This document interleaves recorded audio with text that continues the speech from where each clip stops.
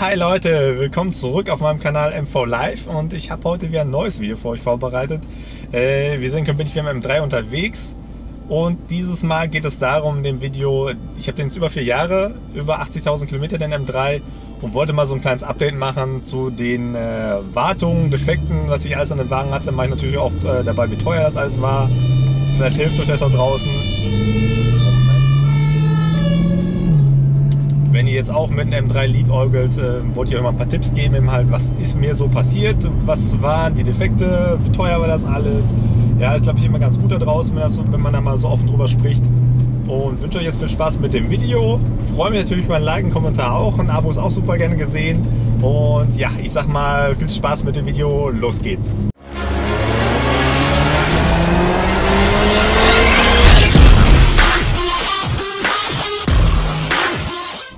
So, fangen wir doch jetzt mal einfach mal an. Also wie gesagt, ich habe den Wagen jetzt über 4 Jahre. Im August hatte ich den mir quasi zum Geburtstag geholt, vor 4 Jahren. Und das war einfach nur super geil. Wie gesagt, eine Probefahrt gemacht und dann war ich einfach weg. Und es hat einfach Klick gemacht. Ich glaube, jeder, der einen M3 hat, weiß genau, was ich meine, wenn ihr einmal mitgefahren seid und vielleicht was am Ausflug noch gemacht habt. Es macht immer wieder super, super Laune. Es ist jetzt nicht wirklich so...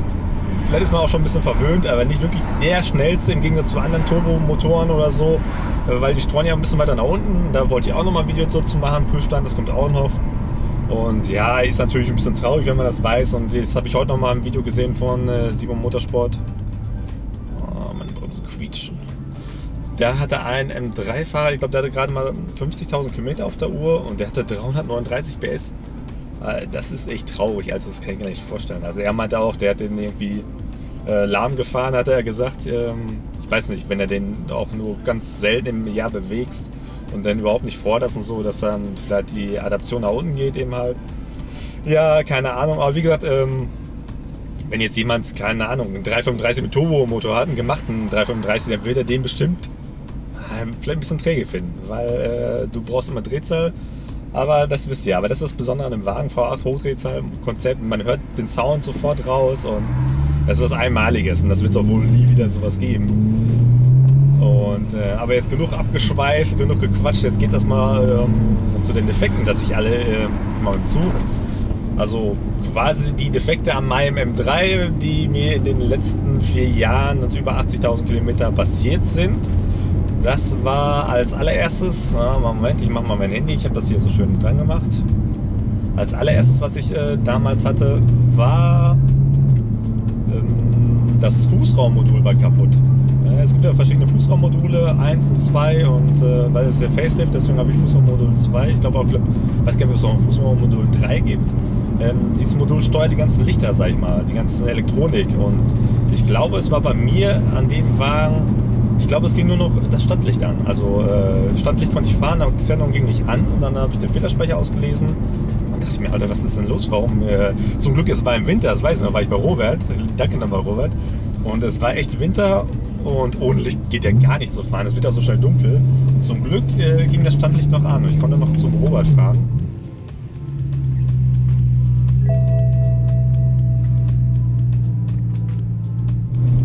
Ja, alles ausgelesen, dann quasi Fehlerspeicher, Fußraummodul und dann habe ich mir natürlich erstmal eins geholt. Ich glaube ja, ich glaube es war fast neues eben halt für 300 € erstmal zum Testen, weil ich weiß ja nicht, ob es klappt oder nicht. Und es war das Fußraummodul, muss nachher alles nochmal Fehlerspeicher löschen und codieren und dann oder anlernen, glaube ich, irgendwas war da noch. Wie hat um die 300 € habe ich dafür bezahlt. Das war so der erste Fehler, den ich hatte. Dann ein bisschen später, was mir dann aufgefallen ist, bei mir ging auf einmal die Schaltwippen gar nicht mehr. Ich dachte mir, Alter, was ist denn los hier? Weil hier in der Mitte konnte ich schalten, ganz normal, aber die Schaltwippen gingen nicht. Ich wieder zu Robert, ich glaube, das war ein halbes Jahr später, wieder zu Robert hin. Ich so, Robert, kannst du mal auslesen eben halt? Und dann haben wir es gemacht. Und ja, in dem Lenkrad ist so ein Schaltzentrum, wo die Schaltwippen angeschlossen sind. Und ich glaube, das war kaputt. Ja. Und wie es immer war, dann erstmal wieder ein Gebrauchtes geholt zum Ausprobieren, zum Testen. Lief nicht. Ich so, Alter, das kann doch nicht sein. Oh, haben wir ja so ausgelesen. Und ich hatte auch das Richtige bestellt. Der Verkäufer hat auch gesagt, passt bei M3, E92 M3, alle Sorten. Und dann hatte ich mich nochmal schlau gemacht. und in diesem Schaltzentrum ist auch noch so eine Wickelfeder drin. Und du musst für den M3 ein spezielles Schaltzentrum haben. Ich weiß nicht, ob der Verkäufer sich nicht auskannte. Er hat es auf jeden Fall dabei geschrieben, dass es für den M3 passt. Passt natürlich nicht. Und ich hatte dann nochmal ein neues geholt, eingebaut und dann funktioniert das. Aber das war echt schon ätzend. Und als ich das defekte Schaltzentrum hatte, ging der Tempomat auch gar nicht. Das ist mir dann auch aufgefallen, weißt du? Die Schaltwippen gingen nicht, Tempomat ging nicht und alles wäre irgendwie kreuz und quer durcheinander. Ja. Ich glaube, es ist gerade Krankenwagen oder so. Und deswegen, wie gesagt, neues Schaltzentrum geholt. Dann ging das alles zum Glück wieder. Also es war schon echt scheiße. Fahrt mal, ich weiß gar nicht, ein paar Wochen oder 1-2 Monate. Ich muss auch mal gucken, dass er Zeit hat, dass ich halt Zeit habe. Das war jetzt nicht so schlimm. Aber es war schon nervig, wenn er so in M3 ist mit Schaltwippen und du konntest nur hier schalten. Weißt du, das ist ja irgendwie, macht das so ein bisschen mehr den Flair aus, wenn du jetzt Kurven fährst. Oder höhere Geschwindigkeit, dann ist das schon geil mit den Schaltwippen. Ja, das war so noch ein Defekt, was ich hatte. Und ich glaube, das Schaltzentrum lag so um die 130 €. Ich blende auch mal so ein paar Bilder ein von den Sachen, wie die aussehen im halt, die Preise. Und jetzt gucke ich nochmal nach, was ich hatte. Ja, wie gesagt, dann hatte ich ja den Drosselklappenstellmotor erstmal einen Defekt gehabt. Ja, das hatte ja, also wie gesagt, der Motor ging ja immer diesen Motorstörung tritt auf, DC-Fehlermeldung, Reifendruck und so, RPA und alles ging an und ja, da fuhr sich wie ein Sack Nüsse, oder? Also als wenn du gerade mal irgendwie, weiß nicht, 100 PS hast oder so. Du kannst auch nicht viel beschleunigen, du gibst Vollgas und ich glaube, ich konnte glaube ich höchstens 80 fahren oder 60, 70, das ist glaube ich so, wegen dem Motor ist das Notlaufprogramm eben halt, dass er den Motor schützt. Aber wenn du dann irgendwie, dir das irgendwo weiter weg passiert und du musst dann nach Hause fahren, das sind, was weiß ich, 100 Kilometer oder so, und du musst über die Autobahn fahren, Alter, du bist einfach nur eine Blockade auf der Autobahn, ganz rechts, die LKWs überholen dich, die denken alle, Alter, was macht der denn rechts? Ja? Was fährt der denn ganz rechts mit 80 oder so? Und ja, was voll Stau. Das war ganz schön nervig und kacke. Also ich habe mich echt scheiße gefühlt. Aber was willst du machen? Musst du durch, oder? Du willst ja nach Hause oder zu jemandem hin, der das machen kann. Ja, und ja genau, dann bin ich jetzt so zu Tobi gefahren, nach Aachen, zum Ring Tobi aus meinem M3-Forum. Nochmal vielen Dank dazu. Den musste ich auch noch mal besuchen kommen. Der hat jetzt eine neue Halle aufgemacht. Das soll ganz gut sein. Den wollten wir auch noch mal besuchen, auf jeden Fall. Und der Tobi hat mir dann das quasi neu eingebaut, den Drosselklappenstellmotor. Ich glaube, der hatte schon hunderte von gemacht. Der kennt sich ja super aus. Das ging echt ratzfatz. Ist auch noch mal eine Fahrt gefahren, hat alles noch mal kontrolliert und auch noch mal gelöscht alles. Und ja, danach lief der Wagen wieder 1A. Ich glaube, ich hätte dann auch noch ein Video gemacht davon. Erste Fahrt nach dem Drosselklappenstellmotor-Reparatur. Und ja, von hier unter nach Aachen ist auch immer eine Stunde und da habe ich auch gekrochen wie Kacke. Und naja, muss man überall durch. Also die sind meistens immer fällig. Ich glaube, bei allen, die ich kenne, die hatten schon immer wenigstens einen Drosselklappenstellmotor kaputt. Und ich lag, glaube ich, 600, 700 € damit. Aber das ja noch sehr, sehr günstig war. Also es war jetzt ein revidierter Stellmotor von Tobi, der hatte die komplett neu gemacht. Und mit einmal, ich glaube, 600, 700 €. Nagelt mich jetzt nicht darauf fest, das ist schon ein bisschen länger, ja. Aber er ist immer noch sehr, sehr günstig. Wenn jetzt, was ich gelesen habe, hat mir einer nochmal drunter geschrieben, der hat, glaube ich, 1400 € bezahlt bei BMW. Für einen. Ich hätte das für die Hälfte gekriegt, ja. Und ja, dann lief der Wagen wieder einwandfrei. Und was sonst noch war, der zweite Drosselklappenstellmotor ging dann auch nach, glaube ich, einem Jahr kaputt.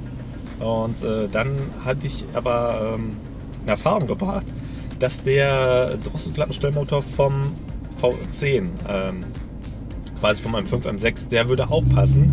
Muss, glaube ich, nur so eine Halterung umswitchen eben halt, die von dem M3 auf den neuen Drosselklappenstellmotor. Und dann passen die. Und die waren super im Angebot. Ich hatte das gesehen, glaube nagelneuer für 500 € aus dem Netz habe ich das gefunden vom Händler. Ja, und den habe ich dann natürlich sofort gekauft und bin ja zu Florian gefahren. Der hat mir das auch nochmal eingebaut. Danke nochmal. Hatte ich auch das Video gemacht dazu. Und ja, seitdem ist auch Ruhe und ich glaube, ich hätte dann mit einmal im Florian auch noch ein bisschen was gegeben. Ich glaube um die 600 € oder so. Also so könnt ihr mal rechnen, Drosselklappenstellmotor 600, 700 € ist schon ganz gut. Bei BMW 1.4 oder über 1000 € auf jeden Fall. Kann ich mir gut vorstellen. Die sollen jetzt auch wieder gestiegen sein, die Preise von den Drosselklappenstellmotoren. Das ist einfach der Hammer. Aber wenn du legst so ein kleines Teil, was das so viel ausmacht. Und was viele auch sagen, du kannst das auch vorbeugen, dass der kaputt geht, indem du die schmierst, die Drosselklappenstellmotor, das Gestänge davon. Also machen auch sehr, sehr viele Leute. Einmal im Jahr vielleicht mal kurz um zu schmieren, das Gestänge, dass ja, die nicht durchbrennen. Weil wenn das Gestänge ein bisschen hakt oder so, dann brennen die Motoren wohl durch und dann hast du diesen Defekt, die Platine dann immer halt kaputt. Und ich glaube, das war es eigentlich so an Defekten, die ich wirklich hatte. Und die waren das Langstellmotor, Fußraummodul und das Schaltzentrum.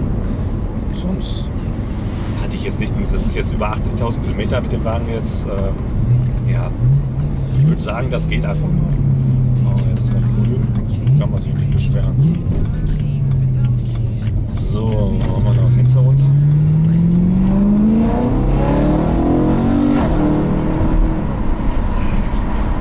Das ist immer so geil. Ich bin immer einfach nur happy. Macht einfach nur super, super Laune. Einfach ein scheiß Dachraster ins Auto setzen und fahren. Und hier Ansauggeräusch vorne, Sound hinten. Einfach nur genial. Jetzt gucke ich mal, wo ich noch herfahre.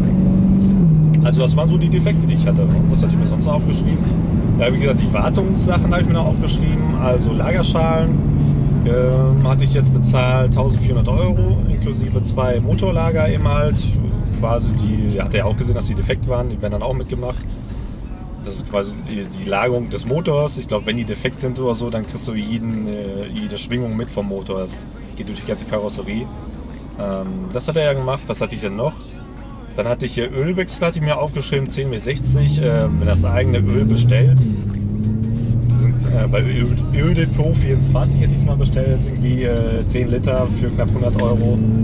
Das nimmst du dann mit zu BMW und ja, dann lässt das Wechsel für 100 Euro, hast du 200 Euro für den Ölwechsel bezahlt. Kannst natürlich auch selber machen. Bloß manchmal ist das so wegen dem Checkheft, dann lässt das lieber bei BMW machen, wenn du noch Garantie hast. Ist dann immer besser. Ja. Dann hatte ich mir aufgeschrieben,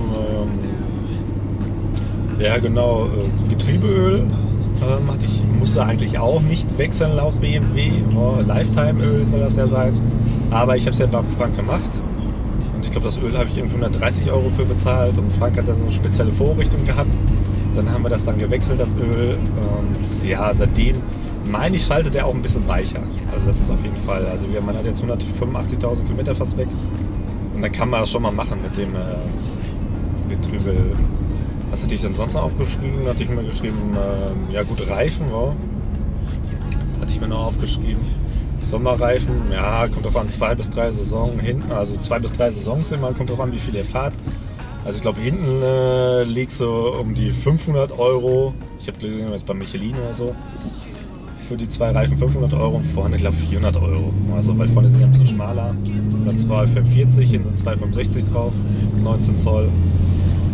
Liest genau mit Montage bei 1000 Euro eben halt, wenn jetzt komplett alles wechselst. Aber meistens bei mir ist das ja immer so, ich muss nicht mal alle in einer Saison wechseln, sondern vorne ist das dann der Abrieb ja nicht so viel wie hinten eben halt. Und dann wechselst du das dann eben. Ja, Winterreifen. Die sind ja schmaler, die ich habe. Ich quatsch schon wieder so viel. Also Winterreifen sind schmaler. Die sind jetzt 18 Zoll, die ich habe.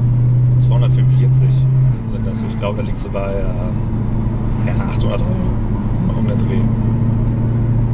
Ja, vielleicht ein bisschen weniger. Müsst ihr mal gucken. Die ändern sich ja auch immer die Preise. Und dann hatte ich noch geguckt, Zündkerzen. Sagt man, sollte auch mal bei jedem dritten Ölwechsel machen. Aber manche machen es auch früher eben halt. Das ist ja auch immer so eine Glaubenssache. Ja, kann nicht schaden. Also liegen, ich habe jetzt mal im Internet geschaut. Ich glaube 100 Euro liegen die Zündkerzen NGK. Dann liegst du bei 100 Euro plus Wechsel. Meistens kannst du ja selber machen eben halt. Und ja, sonst musst du für den Einbau bei BMW noch. Ich weiß gar nicht, ob BMW das machen würde. Ich kenne das noch vom Ölwechsel. Wenn du das mitbringst. Zündkerzen müsste man gucken. Ich glaube, das müsste vielleicht auch gehen. Kommt auf den Händler drauf an. Was hatte ich mir noch aufgeschrieben? Ja gut, dritter Ölwechsel Zündkerzen, also 50.000 bis 75.000 Kilometer so um den Dreh. Gas geben. Dann hatte ich mir noch aufgeschrieben, ja gut, was noch bei mir defekt war, aber das war jetzt kein Defekt, sondern das ist Verschleiß. Deswegen die Batterie musste gewechselt werden, hatte ich auch, glaube ich, ein Video zu gemacht. Ja, was mir dann aufgefallen ist, ich dachte mir, Batterie kann nicht so teuer sein. Kennt man so auf dem Kopf wie früher. Ja, Batterie kostet, was weiß ich, 80 Euro, 100 Euro. Das kenne ich bei den alten Autos immer so gehabt. Aber scheiße auch, waren jetzt über 300 Euro und Robert hat das nochmal angelernt, die Batterie. War echt ätzend. Jetzt war doch da, Alter. Ja, das war dann auch nochmal ein Verschleiß, damit immer ein bisschen Batterie kostet um die 300 Euro. So, und dann hatte ich nochmal geguckt, Bremsen, Scheiben vorne, mit Belege, ich glaube 500 bis 600 Euro könnt ihr rechnen und hinten ja, 400 bis 500 Euro. Da habt ihr auch mal schon mal so eine Hausnummer. Da gibt es immer so Sets, müssen wir mal gucken. Ich glaube ATE ist dieser Ausrüster von BMW. Und einfach mal bei verschiedenen Händlern im Internet mal schauen. Da hat man so Sets gefunden. Hinten wie gesagt 400 bis 500, vorne 500 bis 600 und dann den Einbau noch. Ja. Dann der letzte Punkt, was ich mir aufgeschrieben habe. Alter, es soll ein S65 sein, ein AMG. Aber irgendwie höre ich da nichts raus. Naja, weiß man ja nicht, was er gemacht hat. So, an Umbauten bei meinem Wagen habe ich jetzt nicht so viel gemacht. Also ich hatte jetzt vom BMC diesen Sportluftfilter, ich glaube der hat 80 Euro gekostet. Den hatte ich mir reingebaut. Ich glaube, das Ansauggeräusch ist schon dadurch ein bisschen besser geworden. Sorry, dass ich mal husten muss. Aber ich muss unbedingt was trinken. Was hat die sonst noch? Ja, wie gesagt, diesen Media-Mod, den Auspuff eben halt. Da müsst ihr auch mal schauen. Also im Internet habe ich gesehen, gibt es welche, die kriegst du vielleicht für 300 Euro. Manche bauen jetzt um für 500 bis 600 Euro. Ja, das ist immer so eine Sache. Einfach mal schauen, aus dem Forum vielleicht mal nachfragen, die machen das auch relativ günstig. Oder sonst zu Patrick fahren nach Lingen, der macht das auch. Also da war ich ja mit meinem damals. Und ja, was hat die sonst gemacht? Genau, die Standlichter, die Corona-Ringe vorne, die sind ja normalerweise gelb. Da hatte ich mir vorne, ich glaube MTech war das, neue Standringe geholt, dass die dann blau sind. Das Problem bauernbedingt ist ja, dass die nie so hell sind wie diese neuen LED-Lichter, wie beim F10 zum Beispiel. Das ist ja ganz normal und ja, da gibt es auch ganz viele verschiedene. Also ich würde nicht ganz billige nehmen, weil hatte ich auch schon gesehen, also gehört von vielen, dass da mal der Scheinwerfer abgebrannt ist oder so oder überhitzt den mal. Das ist auch kacke. Also da würde ich auch mal aufpassen. Was hatte ich sonst so gemacht?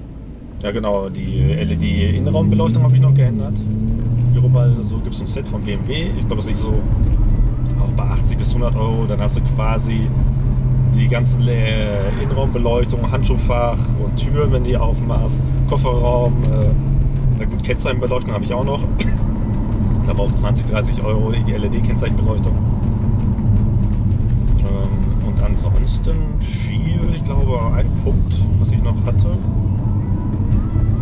Ja genau, und sonst habe ich noch diese DKG-Getriebe, also GDS-Getriebesoftware habe ich von Patrick ja. Nochmal vielen Dank dafür. Ich glaube, ich habe jetzt mal gesehen, so ein Tuner macht er irgendwie aus Dortmund oder so, das ist für 100, 150 Euro. Aber ist auf jeden Fall schon ein Unterschied wie Tag und Nacht. Das Schalten, auf jeden Fall. Ja, und so, das war jetzt quasi mein kleines Fazit vom Wagen nach 4 Jahren, mit über 80.000 Kilometern. Und ich kann dem Wagen nur jedem empfehlen, also wenn ihr es euch leisten könnt, weil wie gesagt, der Anschaffungspreis ist vielleicht nicht mehr so hoch, bloß der Unterhalt ist nicht ohne. Einfach nur ein super, super geiles Auto, einfach nur einmalig. Also sowas gibt es, glaube ich, nie wieder. Und ich bin froh, dass ich den habe, dass da so teuer alles geklappt hat mit dem Wagen und nichts Großartiges passiert ist. Und kann es nur jedem empfehlen. Also, wenn ihr noch Fragen habt und irgendwas noch wissen möchtet, schreibt einfach mal drunter, wie euch das Video gefallen hat.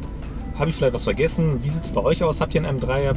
Sind da irgendwie andere Defekte noch aufgetaucht? Und ja, würde mich wie gesagt über einen Like, einen Kommentar immer freuen. Und ein Abo wäre natürlich auch super, super geil, weil immer wieder weitere Videos folgen zum M3 und zum 5er eben halt und zu anderen M-Fahrzeugen. Es ist einfach nur... Hört euch das mal an, das ist einfach nur geil. Dazu muss man noch gar nicht viel sagen, oder? Na gut, die quietschen in den Bremsen. Da könnt ihr auch mal drunter schreiben, was das sein kann. Ich habe mal gehört, man kann die Belege ein bisschen angraden, oder wie nennt man das dann, ein bisschen anschleifen. Dann quietscht das wohl nicht so. Aber es ist bei mir, wenn ich jetzt mal richtig in Eisen gehe und dann fahre, ist es auch weg. Aber wenn du so halb fährst, dann quietscht es immer noch, ja. Ja, freue mich wie gesagt über ein Like, Kommentar und ein Abo auch. Ich hoffe, euch hat das Video gefallen und ich konnte euch damit helfen. Und die Leute gucken alle mehr. Und in dem Sinne würde ich sagen, haut rein, macht's gut, die nächsten Tage sehen wir uns. Ciao.